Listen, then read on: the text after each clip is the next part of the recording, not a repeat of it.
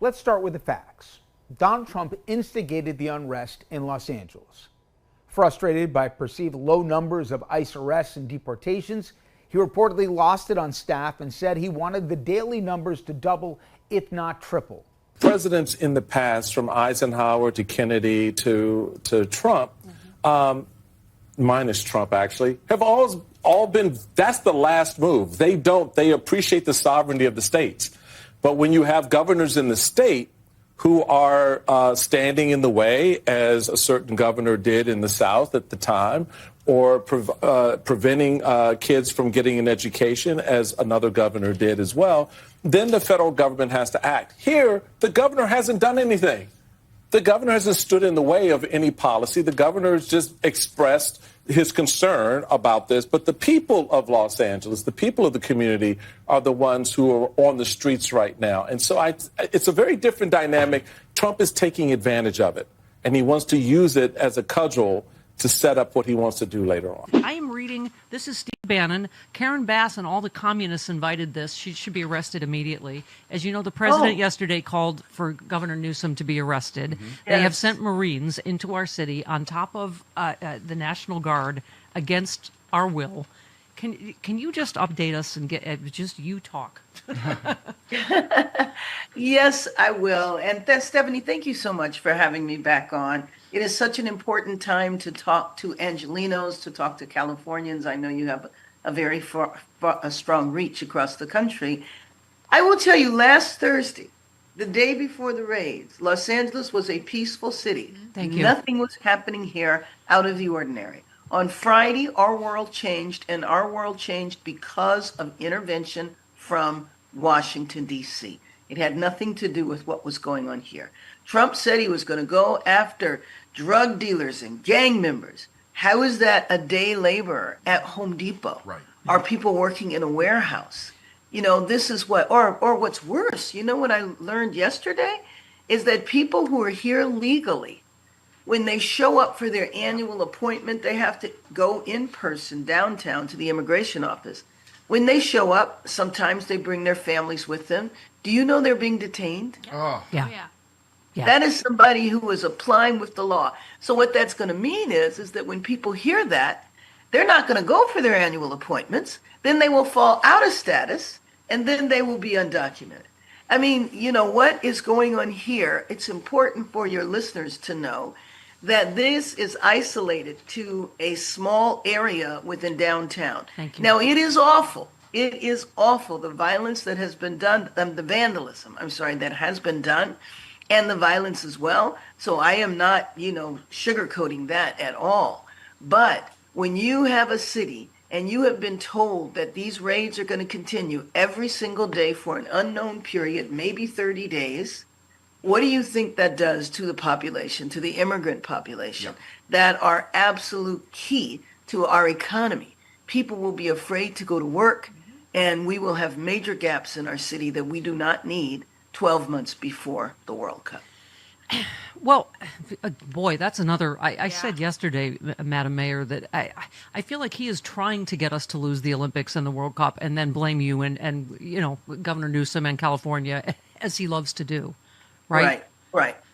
I mean, I was talking. I had my Major Taylor Cycling International Conference in LA this past weekend, and I was saying I rode 35 miles Saturday, 35 miles Sunday, all over the city, peaceful, amazing. Yes. But I felt like I had to apologize to our national and international members for what Donald Trump was doing to our city.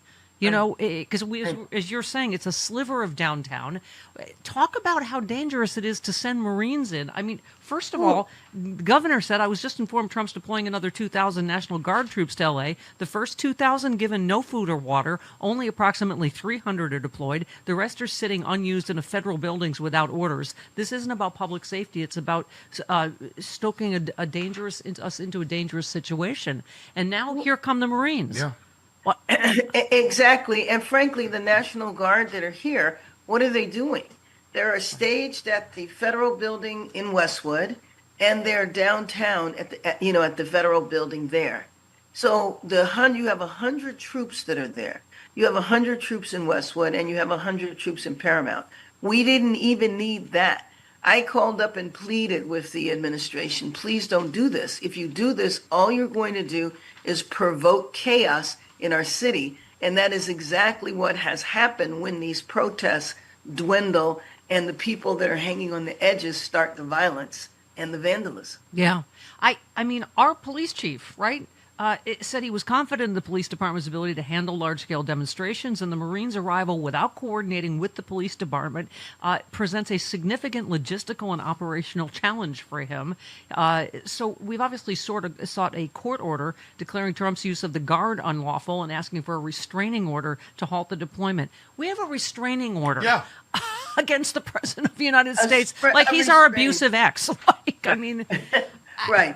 Exactly. And you have, soldiers coming in. Just think about that for a minute. Let that sink in. We have the U.S. military coming in, I guess, poised to attack or fight its own citizens as opposed to a foreign country in a situation where there's nothing going on that the local police can't handle. It makes me feel like we're a part of a grand experiment or a test case. Or maybe we're a footage for a reality TV show. I don't know, but what I do know is that none of this is necessary here. There has been violence, there has been vandalism, there has been looting. We can handle that as a city, and if we needed assistance, there's all the local police departments and the sheriff department that can help us. This is a stunt. I don't like our city being used. Yes, yeah, thank exactly. you. And by the way, when you mention reality TV, when Dr. Phil is embedded with ICE to do a TV show, you know this is all a stunt. He is picking a fight on purpose. It's people coming in from the outside and agitating in our city. Yes. I'm taking that personally. That's true. Yes. I'm taking it really personally. Yes. I mean, Mayor, yes, because that's why I'm not the mayor and you are, because I will not be able to contain my fury. I mean, at what is happening. Talk about how dangerous the Marines being here are. Again, there's a posse comitatus act. They are not empowered to do law enforcement. They don't have tear gas. They have weapons. What are they? One thing that we do know from the last 100+ days is rule of law, traditions, none of it really matters. So you can't, and I absolutely hope that the governor is successful. But we also can't depend on the courts with something that looks totally outrageous that we know the courts are going to throw out, maybe not. And so that puts us in a very precarious position. But you know what? Even in the worst of times, you can pull something out that can help our city. And frankly, this is an opportunity to come together. We're going to all need to go downtown and help clean it up. I don't know if they won't show the pictures because it's what it says. It's obscene.